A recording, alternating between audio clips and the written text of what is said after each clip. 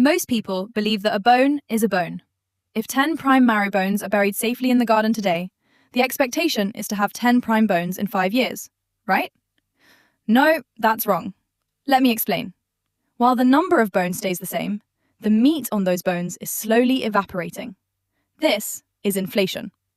In the UK, it is the single biggest threat to financial stability, and most people don't even smell it coming. To understand why, look at the butcher. The butcher represents the economy.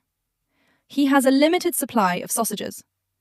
If the big hound, which represents the Bank of England, decides to print more bones and hand them out to every dog in the park to stimulate the economy, the balance is broken. When every dog shows up at the shop with a mouthful of fresh bones, the butcher notices. He realizes his sausages are now much rarer than the bones used to buy them. So he raises the price. Suddenly, the bone that bought a thick Cumberland sausage yesterday now only buys a tiny cocktail sausage today. The bone hasn't physically changed, but its purchasing power has been gutted. It is not just about the butcher being greedy.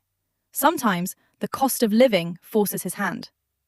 Imagine the van delivering the bones starts charging more for petrol, or the farmer demands more bones for the pigs because costs went up. This is a chain reaction.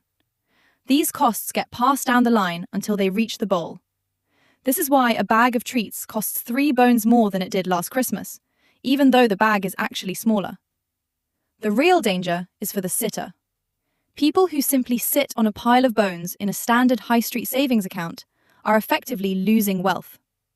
If inflation is moving at 5% a year, but the bank only gives 1% interest, those bones aren't being saved. They are losing 4% of their value every single year. It is like running up an escalator that is moving down. To stay in the same place, one must move at the same speed as the thief.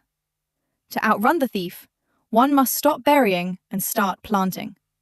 This means moving bones into productive assets, things that grow, like the companies making the kibble or the land the butcher shop sits on. When prices go up, these assets raise their prices too. The owner of the farm stays full. The one who just held the bones goes hungry. Inflation is a silent tax on the uneducated. It punishes those who play it safe and rewards those who take a stake in the world. To keep a bowl full in 10 years' time, stop counting the bones and start looking at what those bones can actually buy.